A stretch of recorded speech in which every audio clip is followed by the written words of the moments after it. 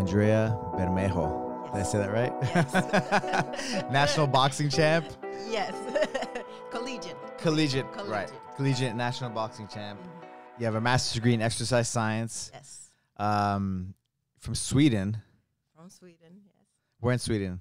Lund, very south of Sweden. Okay. Close to Denmark and Germany. Nice. Nice. Jiu-Jitsu. Did Jiu-Jitsu. Yeah. I don't know how I ended up in Jiu-Jitsu. and you've been doing Tacfit. You and Monica have been doing. You guys were the #1 students in the pandemic Tacfit group. Yes. We were doing twice a day. All day long. All oh day my long. God. And now you guys are doing the Tacfit certification. Yes. Amazing. Yes.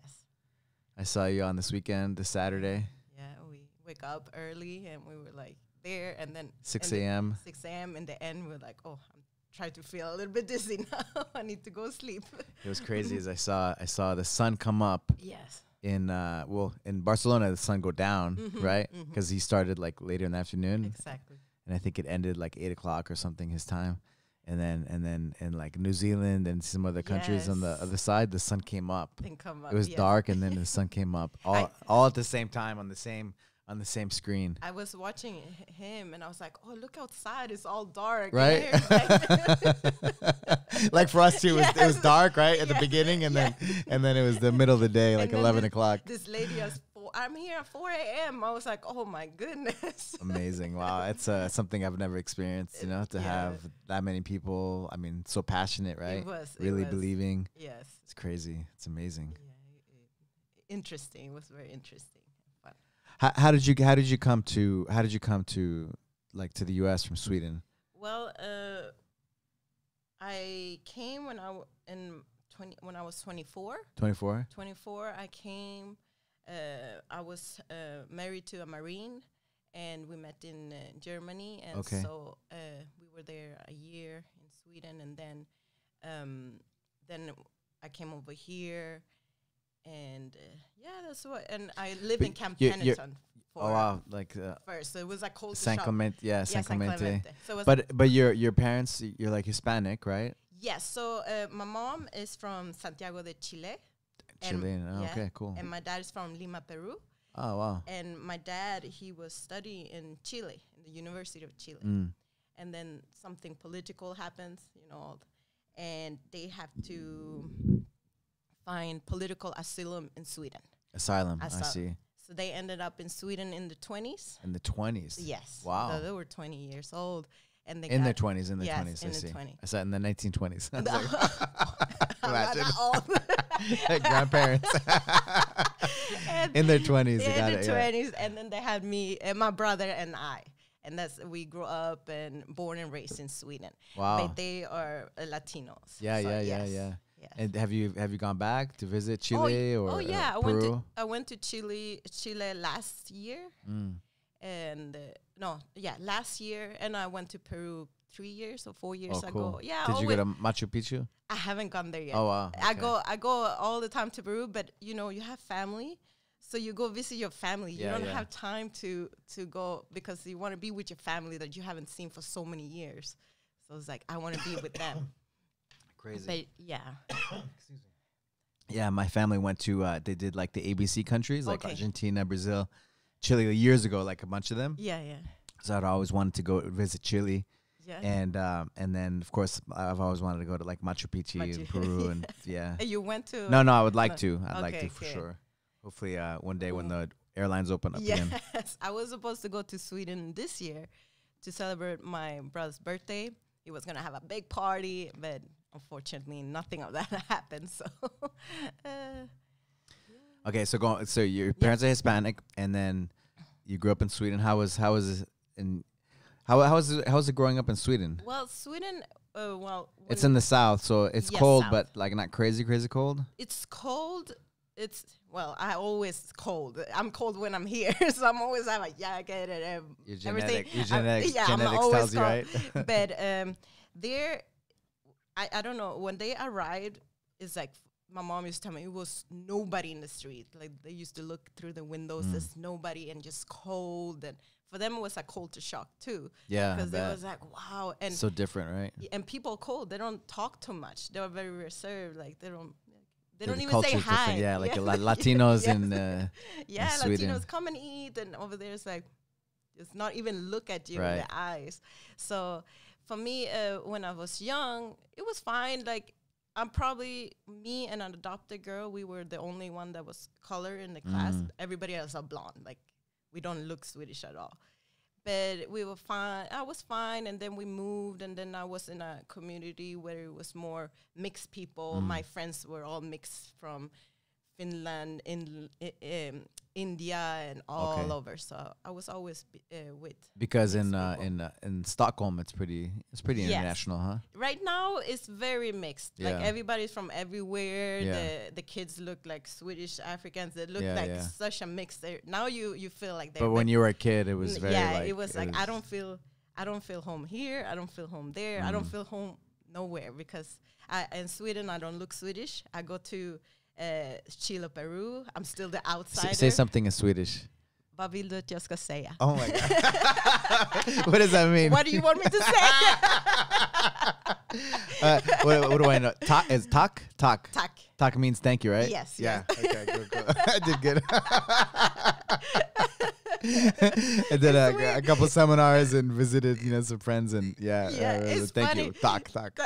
It's funny because when in a running canyon, I walk with Monica, and then I hear the Swedish people, and I was like, oh, I know everything they're saying, but they don't know that I know because I don't look Swedish. And they're talking and talking. I was like, oh, it's so annoying because they're loud here. They talk loud, but back in the country, they're like, they don't talk so loud. And it's like, I have a friend, Marcus Koal. Do you know who he is? No. He's Swedish. Okay. He was a champion kickboxer, and he fought MMA too. And he would always be involved with these Swedish parties, like a nightclub kind of parties and things. Yeah. And he would just tell me how many Swedish people would come to LA. It's like the top spot. LA, really? Yes, yes. Like the top destination. Is that true? It's There's a lot of a ton of Swedish people here, basically. Yes, there's a lot of Swedish people, and also the people that are involved in the music industry. They are here. They come here to LA. There's a Spotify and all those things. A lot of exchange. I don't know what is going on, but I see a lot of artists coming here from interesting from my town. Yeah. Okay. So going back, you married a Marine. Yeah, I was married to a Marine for 6 years, and for 6 years, and I live in San Clemente, Camp Pennington, and that was a culture shock too. Yeah. It's like military, and they, believe in one thing only, and but then you get used to it. And then after that, I lived in San Diego for 2 years, and then after San Diego, I lived up in the Bay Area for I don't know how long, and then we got to divorce, and that's when I decided that I have to go away. I need to go away. So I was like, okay. So I had a friend that was a Muay Thai champion in Thailand already. And she's like, come to Thailand, come to the camp. You will feel much better.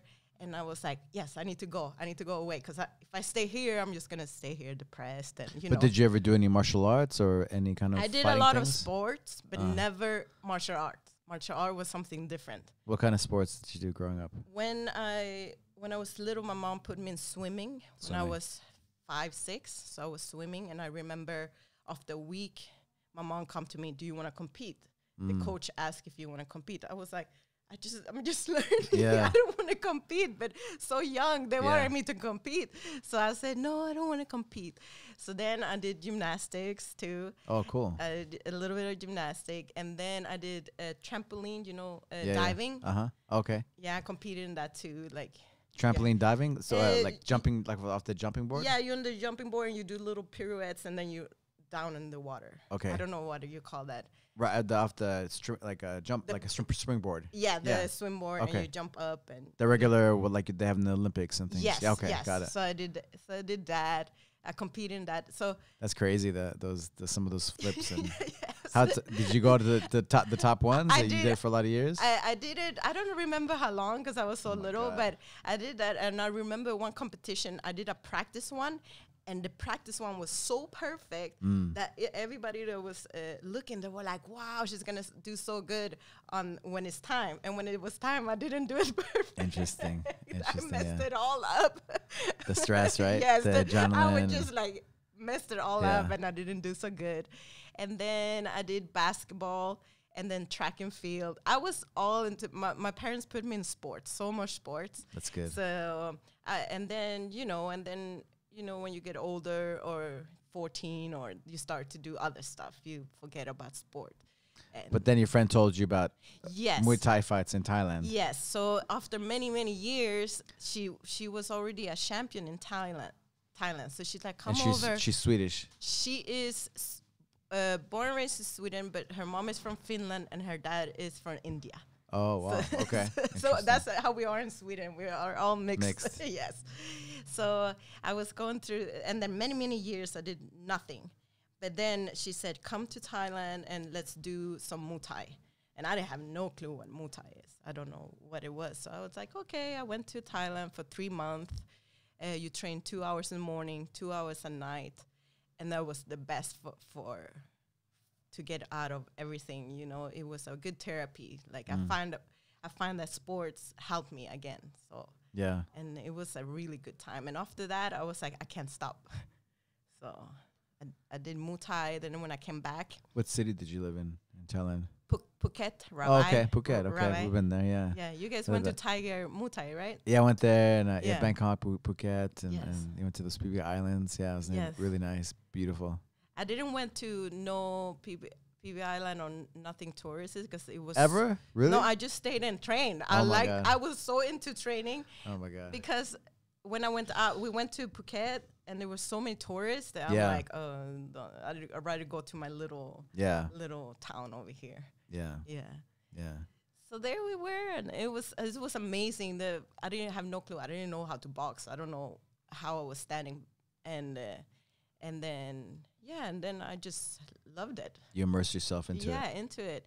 And then then I came back. I came back to Berkeley because I was living in Berkeley, but I was transferring to UCLA. So I came down here to Los Angeles.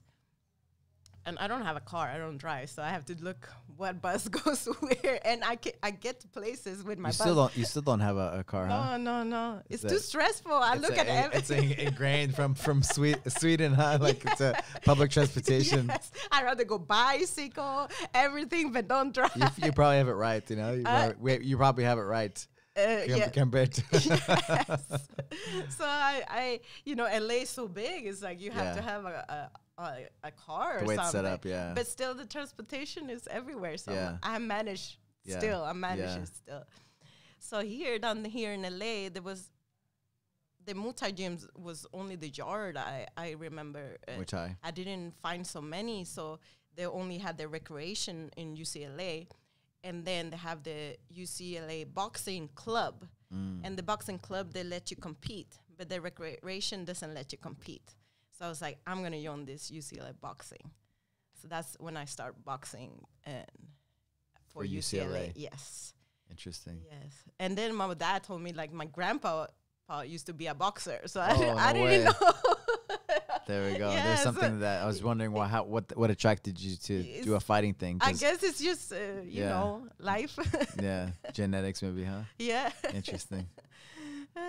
So there. You started boxing. We started boxing and UCLA, they travel all over the States, and sometimes they go to England. But were you studying at UCLA? Or? Yes, I did my Spanish major there. I wanted to be a translator. Oh, interesting. Yeah, a translator. Work with my Spanish that I already knew. Okay. Yes, and here it's so big with the Spanish. So I was like, I want to do something with Spanish. Okay. Yeah. Interesting. And they box all over the states, and they take their students, and my first fight was in Seattle. We went to Seattle, and it was this beautiful place. It's like an athletic club. It was beautiful. Everybody had tuxedos, and that was the first time I was so nervous. But yeah, it was fun. It's fun. That was the first year in 2013. That was first year. We travel, we boxed. How did you do that first year? The first year, yeah, I won. You boxed for 4 years? No, only was there 2 years. Oh, I see. Yes. Okay. For the during my studies. Okay. So 2013, we train a lot and we travel, and sometimes I say no, I don't want to do this fight because of the study and stuff like that. And yeah, it was good. And then 2014, then those people that was in charge, they graduated, and then new people. So I become the vice president of UCLA boxing, because you have the president, the vice president, the treasury, and then we started coaching the new people. So we have to start coaching the new people and see who was good, so we can bring them outside the campus to start sparring and practice and fight, because you're not allowed to spar on campus, just in case liability. Oh, I see. Yeah. So where do you guys train? We were training in Pico Union. My coach had a little garage. It was so small. It was just a little garage. He opened. There was no bathroom. Just one of those square things that you go in and out. A hole in the floor. It was a real gym, the real deal, the real deal place. And in there, real deal boxing gym. It was so bad, the condition. But there he had UCLA, and he had the University of Southern California students. USC. Yes. So we were all mixed there. We were sparring with each other, and we had fun. And the end of the year in November, they have Rivals of the Rings. So we fight each other, and you don't know who you're going to root for because they're all your friends. Yeah. So after that, they decided to separate us. Okay. So they put us, UCLA, they put us at Boxing Burn in Santa Monica. And UC's, other university, they have athletic club in downtown. And I was traveling in my bus all the way to Santa Monica and all the way back. Even I come home at 11 at night, late, because we'd stay there sparring. And wow. Yes. Wow. So and then, yeah, it was Coach Ramon that had us. It was good times. Yeah. So you love sports, and that's what kind of made you go into like a exercise science degree. Yeah. Then because you got a bachelor's in Spanish. Yeah, I got my bachelor in Spanish. I got a good job. It was at the eye doctor's office. Okay. I was translating for them. Okay. And then I was translating, and then the main woman there, she got pregnant, and then I needed to learn everything. I was so stressed. I have to learn how to take care of the whole office, and then I was taking care of the office, the customer, the patients, and giving the glasses and how to look in their eyes. And it was a good job. But then the doctor retired, and they sold the place to another doctor. And they told me, you can stay and you can ask how much you want, and you will make a lot of money, because I already knew the system and I knew everything. And I was like, no, it's not about the money. I don't want it's too much stress. And I know I'm translating, I'm using my Spanish, doing what I want, but it was not what I wanted. And then then I noticed that exercising is what I want. I want to learn more about that. So you started your journey on your journey. Well, you started your journey on like just studying like exercise science and things. No. Did you do jiu-jitsu at this? When did you start jiu-jitsu? So jiu-jitsu, to tell you the truth, I didn't like jiu-jitsu. I watched Felix, my other half, a year. And for 1 year? For a whole year, I watched him. You're like, I don't want to do that. Yeah, at Gracie Baja Hollywood with Professor Mark. I watched him a whole year, and Professor Mark is like, come. And I was like, no, I don't want. For 1 year. For a whole year, I don't know about, because you have to have people close to you. And people sweating on each other. Yes, and I'm used to like punch them away, kick them away. Distance, creating the distance. And these people are going to be on top of me. Yeah. No, thank you. And then making weird noises. Yes, and then breathing on you and all that. So I watched him a whole year. And then when I decided, I said, I don't want to start here. I'm going to join UCLA Jiu-Jitsu recreation. Okay. So because I wanted to don't come in there and make a fool of myself because it looks so good. Yeah. So I'm going to go with all the higher in UCLA a little bit. So I signed up for 2 semesters. In 2013, I did 2 semesters, and I learned, you know, the warm-ups and stuff. And then had a hip escape. And then in 2014, when I graduated, I said, okay, now I'm going to do jiu-jitsu. So I did jiu-jitsu a whole year, and I didn't like it. I did watch for a whole year, and I did it for a whole year, and I couldn't like it. I didn't know what to do with my hands. You didn't like it still when you at UCLA? You still didn't like it? We were doing no-gi, so it was fun because they were all new, and I didn't go choke out as I did in the gym. So everybody was nice. We were just like flow. But after a whole year, I was getting choked. I didn't know what to do with my hands. I just want to punch somebody, knee somebody.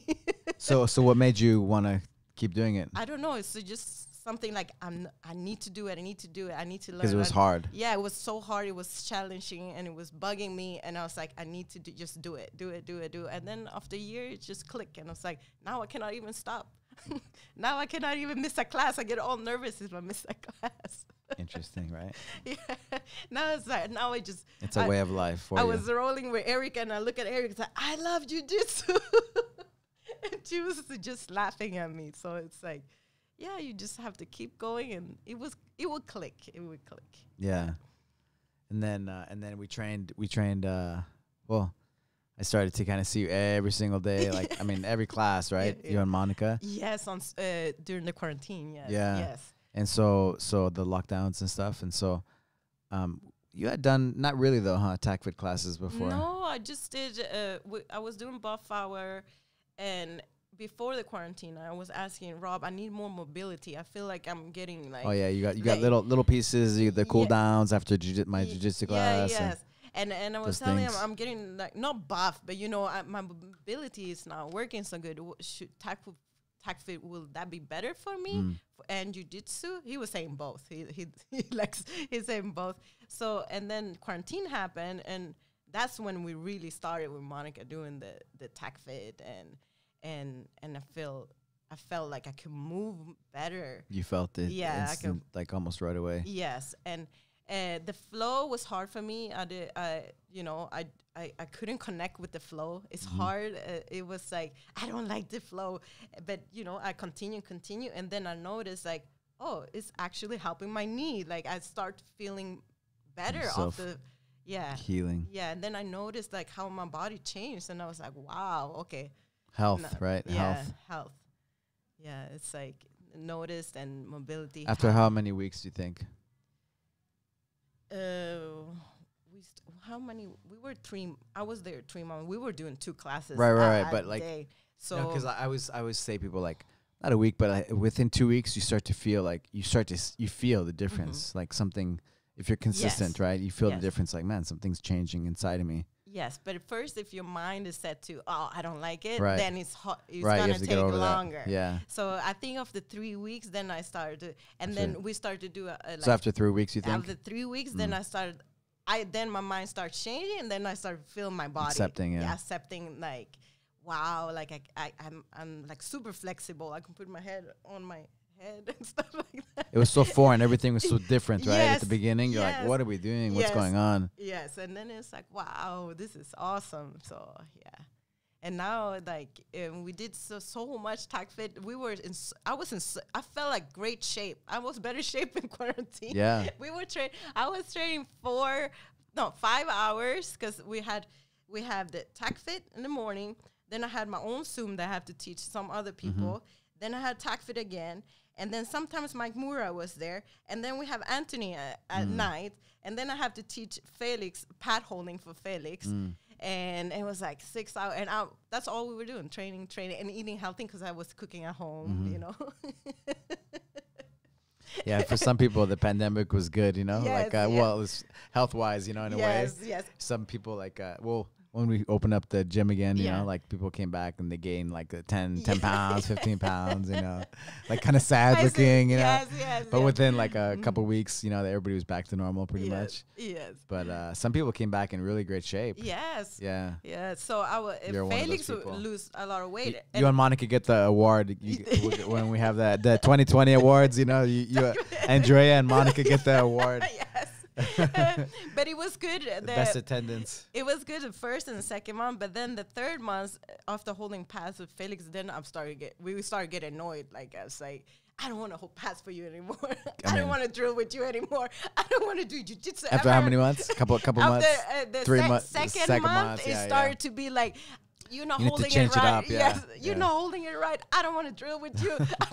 And so when I came back, I was like, oh, thank God I'm back. I can roll and be with other people now. Yeah. Yes. Yeah.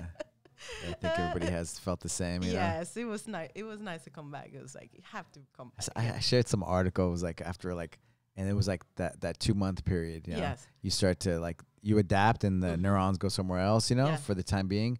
But then after 2 months, it's like it was more on isolation, you know, which we're not isolated, but a little bit, you know, right? Yes. And after 2 months, your things start to die, you know, and so you start getting irritated. You know? Yes. And you need like you need to change up.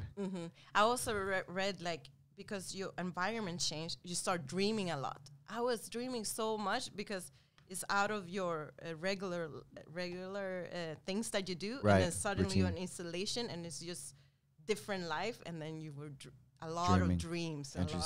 Yes. Wow. Yes. Yeah, but 2 months was fine, but after that it was like, okay, no, I'm not gonna. I'm done. And so you got your master's degree in exercise science, yeah. Yes. What did you learn in that? Like, what did you enjoy about that? We learned a lot of management and physiology. That was hard. I was like, oh my God, how am I gonna pass this class? You need to have A's in master class. I was like, oh, I went because I didn't do anything before, but here to let you like anything about exercise or anything, and then suddenly, oh, I need to learn this and this.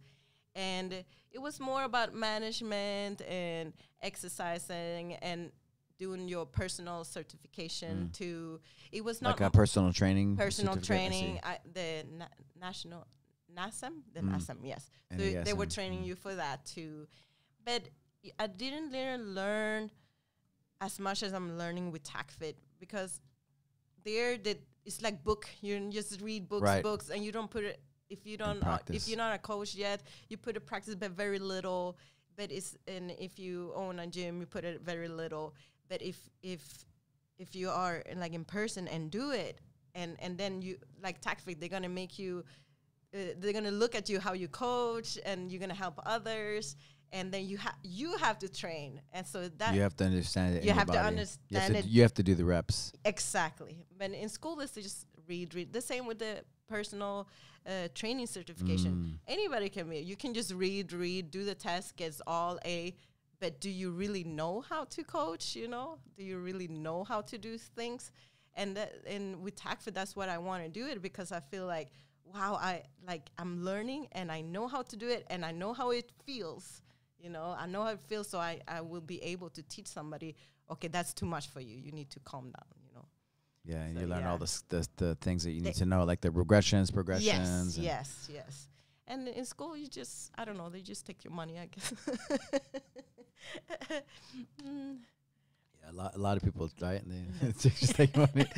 But, oh, man, these Tacfit certifications, you earn it, you know? Yes, you earn it. And I look at... the strict is so strict. And yes, that's what 11 I'm scared. weeks, right? Yes, I listened to Erica's podcast, her Tacfit journey. I was like, oh my, and I look at Elena. I was like, wow, it's like, this is hard. This is no joke. It's no joke, because most like personal certification is like, okay, you read it, but everybody can get it. But here you have to show it. This is something you have to show. Yeah, you have to do the reps, and you have to really understand it, you know? Exactly, yeah. Yeah, like Nestor, was he saying it with you guys with the level 1? about Scott's son failing his the test in Russia for 6 years. Oh no, I think it was level 2. Level 2, okay. He was just talking about how Scott, he failed it for 6 years, right? Wow, yes. And so every year, he tried, and then by the last year, like he couldn't not fail because he did it so many times. But that's master. It's like either pass or fail, right? Yes, and so that you understand it in your body, and you can, and then if you do that, you can teach it to somebody else. Exactly. Yeah. Rob was telling me he fell like 3 times. Yeah. On his, he was the team like, leader, yeah. It's not easy. It's humbling, but you just it's great, right? It's like jiu-jitsu, right? Yes. It's like you. Except there's no opponent except for yourself. Exactly. In Tacfit, that's how I always look at it. And your heart is just against you. Your technique, right? Your technique, the breath, having the correct breath with the movement and the structure. Yeah, exactly. And if your heart rate gets too high, right? Exactly. Yes.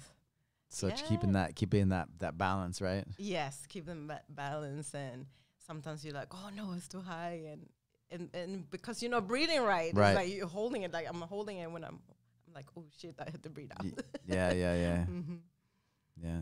Going back to jiu-jitsu, like, so you finally got into jiu-jitsu, like after watching it for 1 year and then going on the sneaks, going to the UCLA special classes, and then you finally trained. Yes. And then you started training, and then you now like you're training every day. Yeah. Yes. And that's a way of life. Like, what do you think changed for you with that? Like, what do you think made that happen? That the change that I wanted to.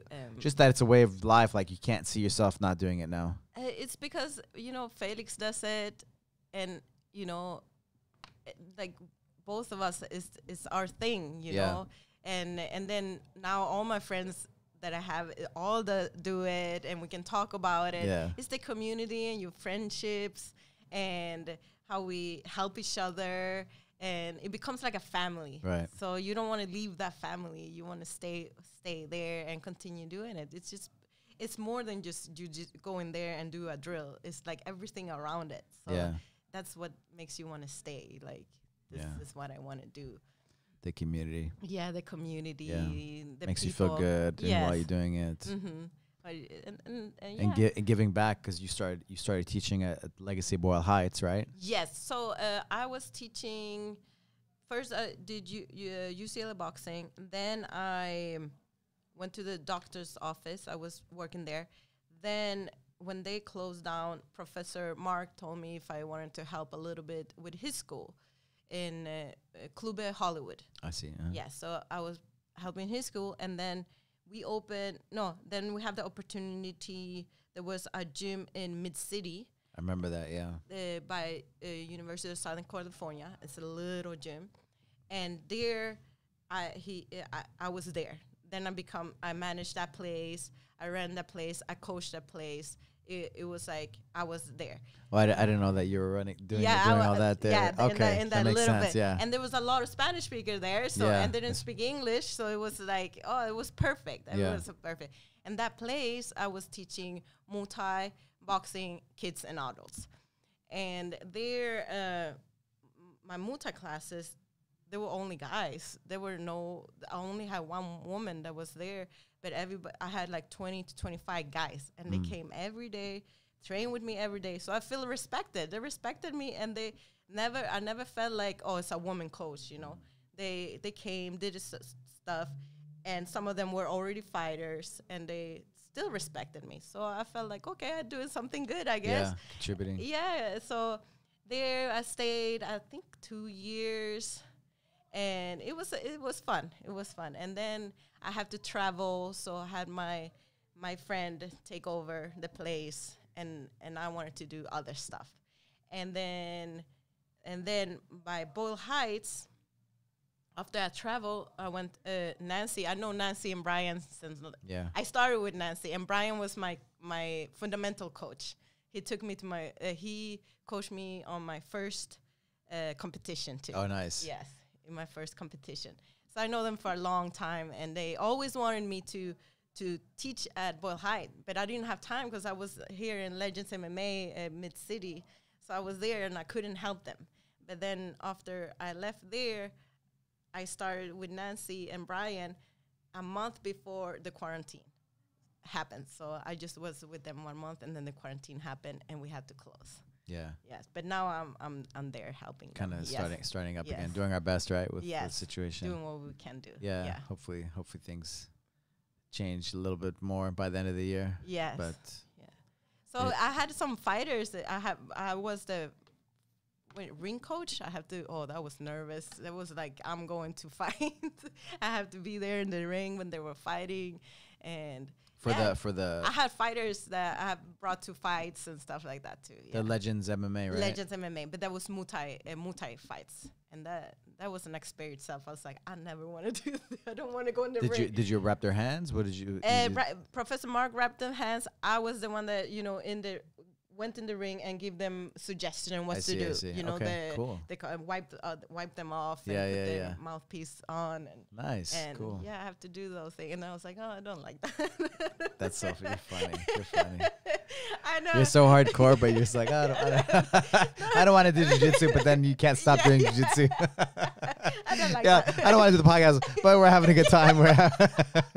I don't want to do Tacfit, but I'm gonna do it every single day. I'm gonna go all the way. I'm gonna get certified. I think it's all in my head. It's all in my head. See, I just need to say I don't like it, so I will. And then you do it, right? I end up doing it. I don't know how I end up here, but I end up. Yeah. So there was, and now I'm helping Nancy and Brian. Brian, and the funny story in the competition. So we were in the competition, and I was going nice, and I hear a voice saying, "It's okay to be aggressive," and then that's Brian saying, Brian's yeah. It's not aggressive. It's okay to be aggressive. In his voice. So I went aggressive, and then I had her in Omar on top, and I was doing a cross collar choke that Brian taught. He taught me the whole thing, and then I let myself go under and on the bottom. In guard, and Brian was he told me, he was like, why is she doing that? And while she was moving on top, I can adjust my hands better, and then I choked her, and he's like, oh, that makes sense. And he was so happy. I made him proud. What tournament was that? That was NABJJF All Americans. Oh, cool. All Americans, yes. Nice. Did you do a lot of tournaments? I did. Depends, right? I only did one IBGF, but then all the other was it the pans? No. No. That pants was last year or 2 years. Oh, it's already 2 years. 2 years something. Yeah. But this year got canceled. Yes. So I did NABGF, a couple of those, and then I went to IBGF, and that's another level. That's another level of at least there. Yeah, that's. Yeah. What do you like about teaching? Teaching. Because you've been teaching now and coaching now for quite a few years between UCLA and all these other things. Yeah, my coaches, my professor, they always give me something, and I want to pass it on to my students. I want to teach them too, and what I learn, I want other people to learn too. I want them to, sports have given me so much. Muay Thai, boxing, running, Jiu-Jitsu, all the sports have given me so much that I wanted to give people to realize them to see it will give you a lot too if you continue. Yeah. And I love correcting people and say, oh, that's super good. I love to see the progression of them. Yeah. See them grow. You see them grow. Some people are hard to teach. Some people are like, wow, I didn't even need to teach you. New people, but I like it. How do you like living in the U.S. compared to Southern California? I mean, we're in a crazy situation time right now, but compared to like a Sweden and. Well, I'm already been here 16 years now. Yeah, so it's like your home. Yeah, it's my home. When I was, my dad always say, "Oh, you can always come home. You can always come home." I can always go home, but when I already started my life here, so it's harder to go back than start. Here, I feel more like home because everybody looks like me. Mm. I feel like here I belong more here than any place else. And you know, there's so many culture. Right? There's so many culture. Everybody's mixed, and here people more open. They talk. In Sweden, I didn't talk. I wouldn't be doing this. I wouldn't even be saying hi. So here I learned to be more like open, and I feel like more home here. Yes. Yeah, nice. Yes. What are your goals, Andrea? My goals, I keep learning, keep studying. I'm always going to study in life. I'm always going to learn. I want to, you know, like Tacfit, gain more tools so I can teach more people, gain more knowledge so I can pass it on. I want to keep on learning. My goals was to do the PhD, but I still don't know what. I just have to say, like, I don't want. I'm not gonna do it. No, I'm not gonna do it. I'm not gonna do it. It's the one that's is that test. The I think it's the GAD or GRE or MR that you have to take before going to a PhD. There's a test that you have to take, and that one is holding me back because it's like you have to do everything again. And I don't want to do that. I always see you studying between your trainings. Yeah. Like if you see Andrea at the gym, she's training, and then she's reading books, and then she's training again, and then she looks up, she smiles, like thumbs up, you know. Always studying. When I was living in Sweden, I didn't want to study. So this is the funny thing. Another funny thing. So when I was little, you need to know English and other languages in Sweden. So I was doing this English class, and this teacher didn't like me. So I was like, okay, she doesn't like me. She's just on me all the time. So I looked up, and I looked at her, and I said, I'm never going to use English in my life. And I left. And look at me. Right. And I was sitting here using my English, and you know, and now in Sweden, I didn't want to study. I didn't want to study when I came here.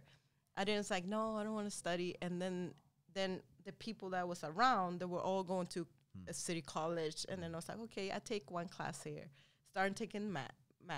I love math. I wanted to be a math major. I loved math, and history was my thing. And then I started studying, and I added more classes, and suddenly I have done the whole general requirements, and then suddenly I have to transfer, and then suddenly I'm done with a master's, and I'm like, wow, I like studying. And sometimes I go through the books to just catch. Makes you happy, huh? Yeah, to learn. Yeah, to learn. Stimulates your mind. Exactly. Yeah. Nice. So see, everything that I don't like and never want to do. You know, I remember because I went to school in Germany. Oh yeah. I grew up in Germany, and so in fifth grade they teach you your first language. Yes. And then in seventh grade they teach you your second one. Exactly. And then I think in ninth grade usually they teach you your third. Is it the same in Sweden? Yes. You need fifth grade they teach you your the second language. So yes, it's the same. You need to know by fifth grade.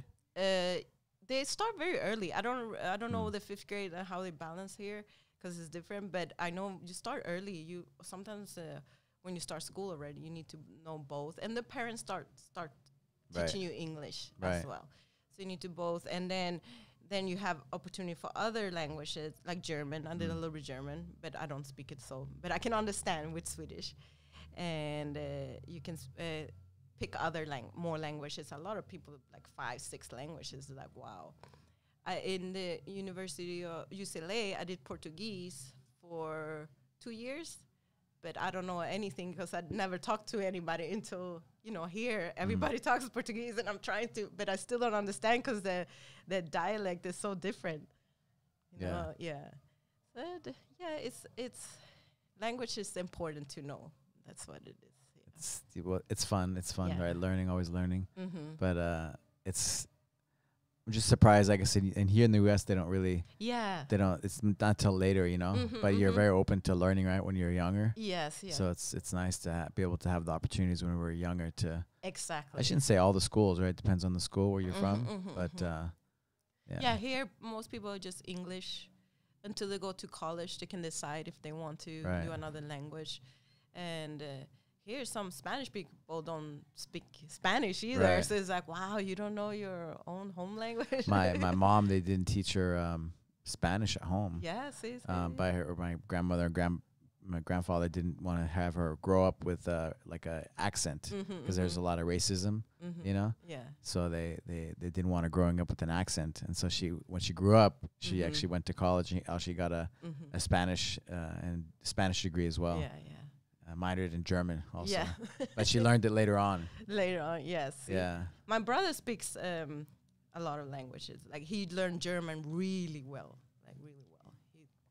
But I Does he live in Sweden still? He lives in Sweden. My mom, my dad, and my brother lives in Sweden. Yeah, they're all there. They come and visit when they need some sun. My brother's like, "Oh, I'm coming. I need some sun." And when he comes, he just like sits there and roasts. And me and Feddy's like, "Oh my God, he's gonna get sick." He turns red, but he's like, "It's sun. I just want sun." Yeah, I remember when I went to visit Sweden. Yeah. Oh man, it was like in November. That's not even the time that's like Winter. dark though. Yeah. Yeah.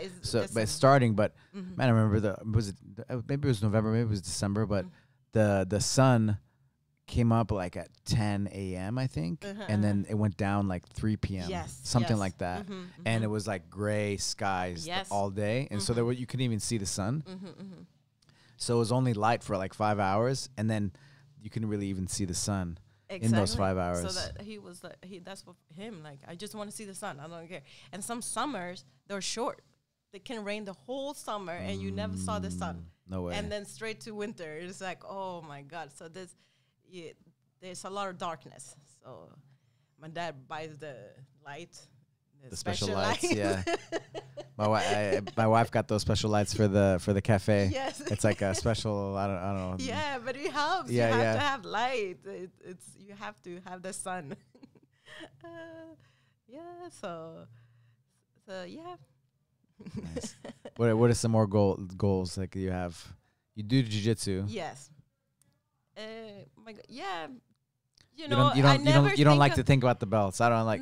No, but like I never knew I was gonna make it purple either. Like every time I was like, oh, like I thought I was gonna be white forever.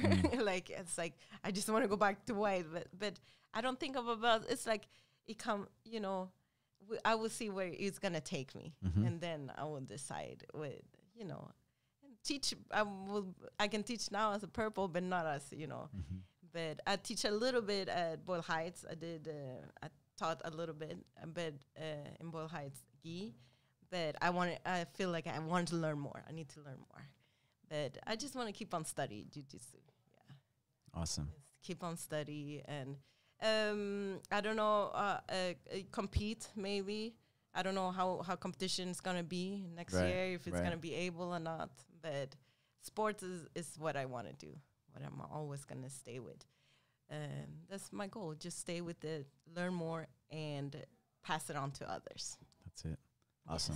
Yes. Yeah. Well, thanks for hanging out, talking. I got you. You said no to me like 10 times. Yeah, I said no next year, in 3 years. And then I was like, I just need to do it. I need to and I pause it and then ask you again. Yes. And then I was like, how did I ended up shaking his hand?